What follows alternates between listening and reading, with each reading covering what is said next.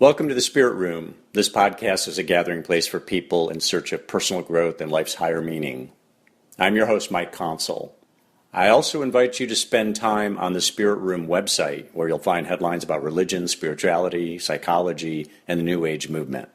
Just go to thespiritroom.org. I would make the argument that we have a really difficult time in our country of accepting the inevitability of death. It seems that every time somebody dies, there's this attitude of what went wrong? Who is responsible for this? Why did this man or why did this woman have to die? It's as though death is something that's just not supposed to happen, and when it does happen, there is somebody to blame, something went wrong other than it being a natural process of having lived. This is really strange when you stop to consider that the United States is the second most religious country in the world, second only to India in terms of church attendance.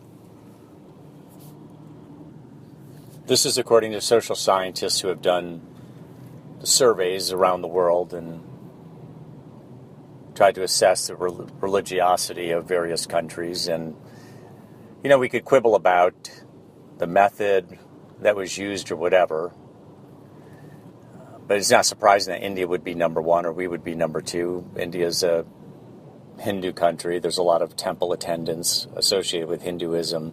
Bottom line, though, is that the United States is obviously a very religious country.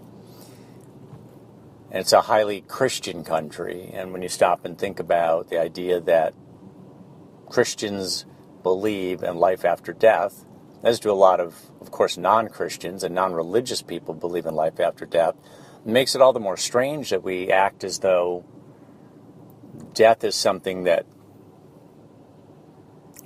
is unnatural. We almost treat it as something unnatural rather than something that's the case with every living thing. If you're a theist, or certainly if you're a Christian, you presume that there's paradise after death, that death is a glorious end to what is hopefully a good life. And yet, people, theists, and I would say especially Christians, who believe in salvation and heaven and moving into the presence of God, are opposed to things such as death with dignity legislation. The terminally ill who are facing an imminent death sentence, sometimes an extremely painful one, who may want to make the decision that they want to go on their own terms. They want, again, death with dignity, to not become a burden to people, to perhaps not move deep into a state of dementia where they're unable to take care of themselves and they become a burden to people and the financial resources of a society.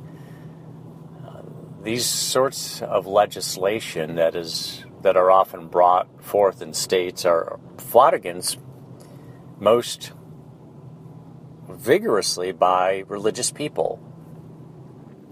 So that kind of begs the question, why the aversion when there is the aversion to death and the questioning of kind of what went wrong if somebody died, when there is a glorious life after death according to those who are religious. People die, and people die of natural causes. All living things die.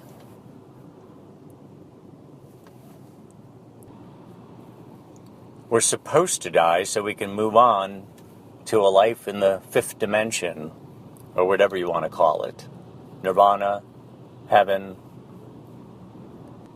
paradise. Now, I don't think anybody really looks forward to death, even if you believe that heaven awaits, because death brings unpredictability. We don't really know what we're facing. We don't really know what the transition is going to be like. Even if we believe very firmly in heaven, we don't know exactly what it is that we're facing. It's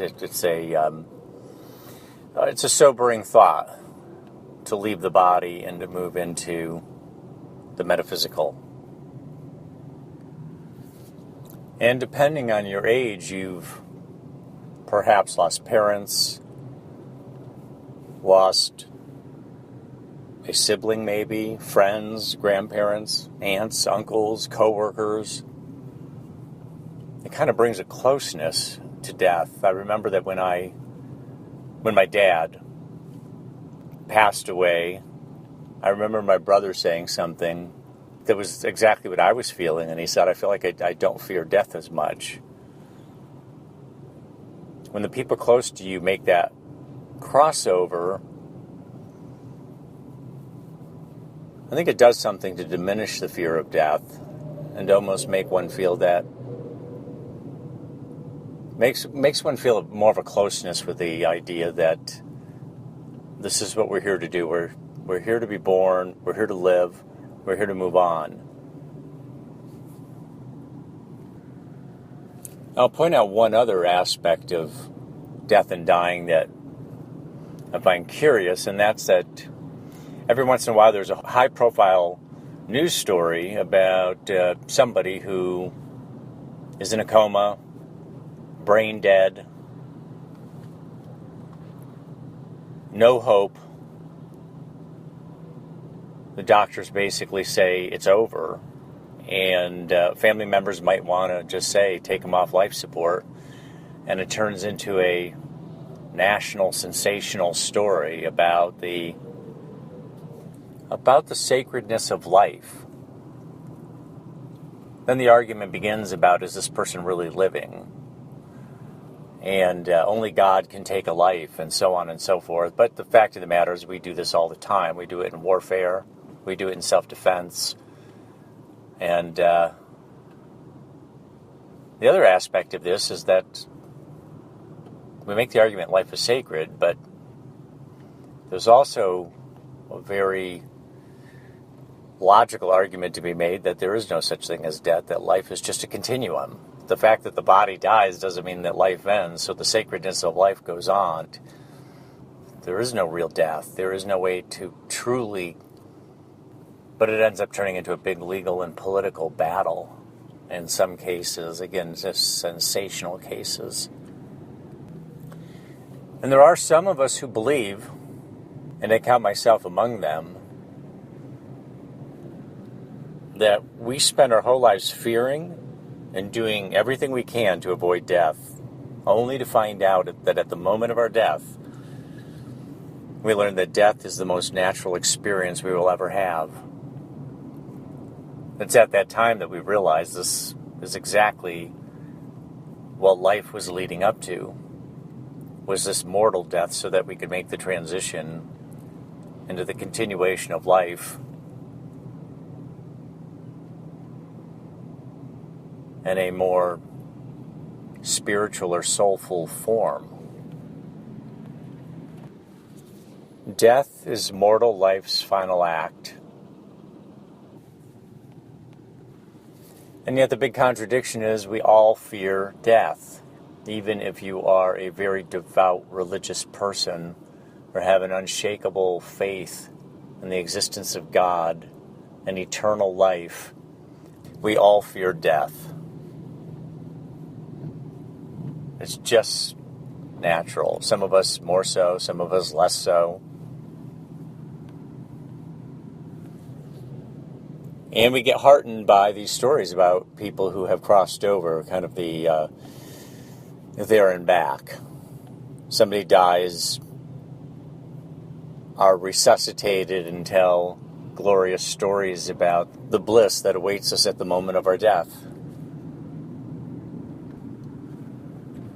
So just in coming full circle, I find it strange that we treat death as something that must be avoided at all costs, even when a person is in the very final stages of life, the final stages of a terminal disease, oftentimes in really a horrible state,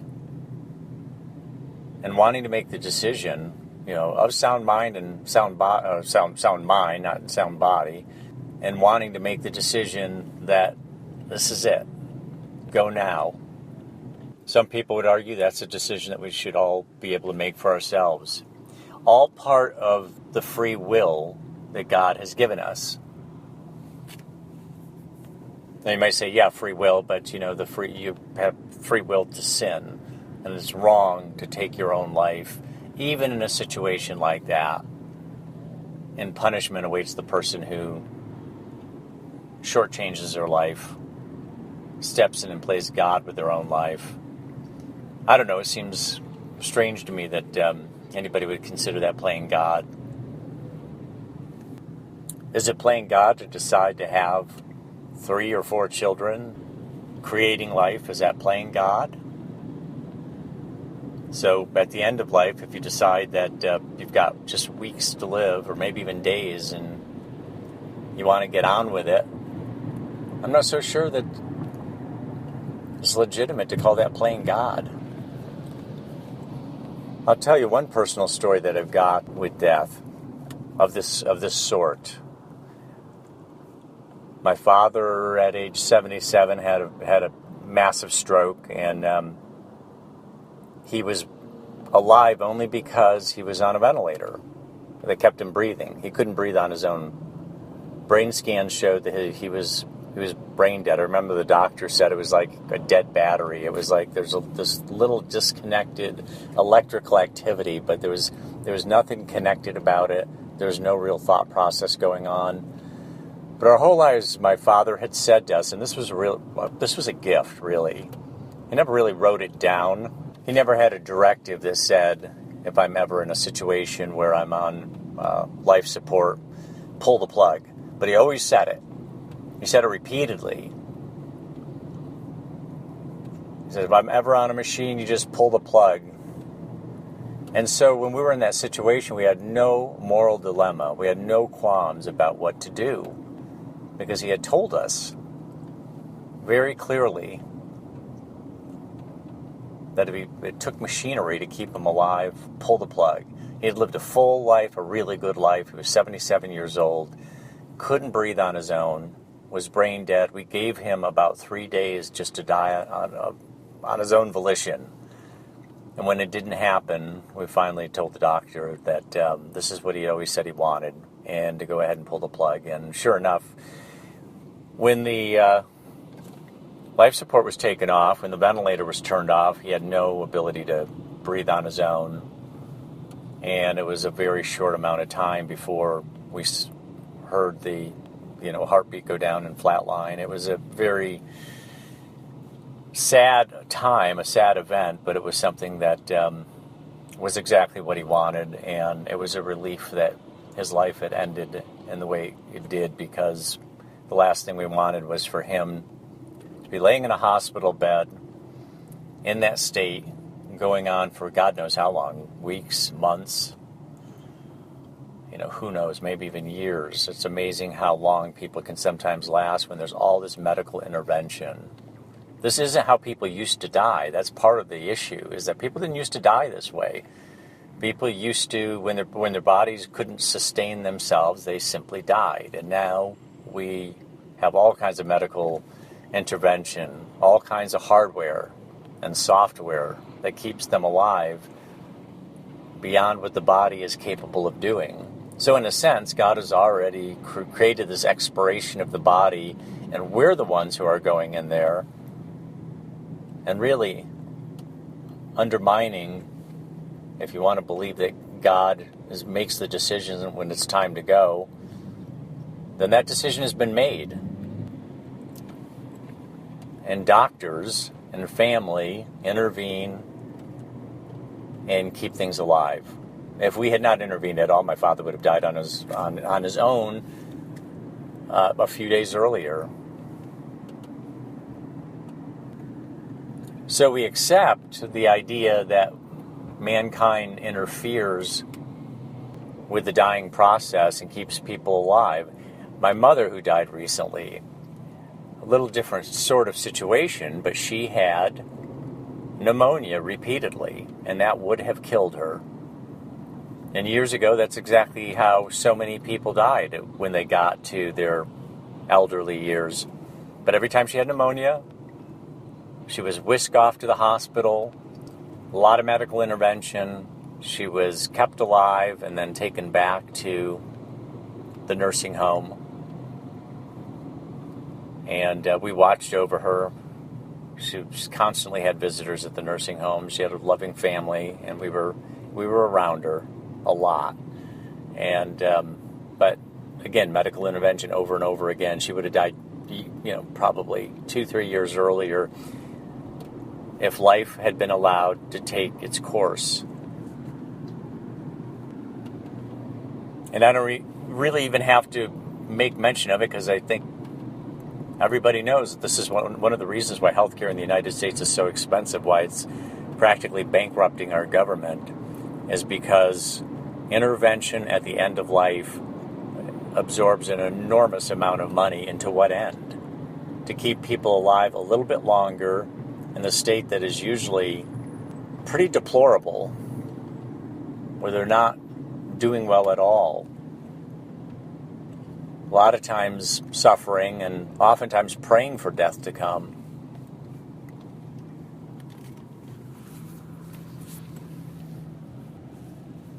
I don't really see anything wrong with that, and I know a lot of people don't see anything wrong with that. They don't see any preemption of God in a decision of that kind.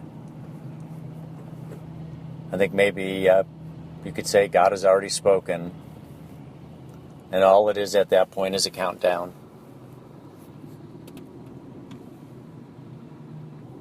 That's it for this episode of The Spirit Room. May we all live long, healthy lives and leave the body on very good terms. Godspeed.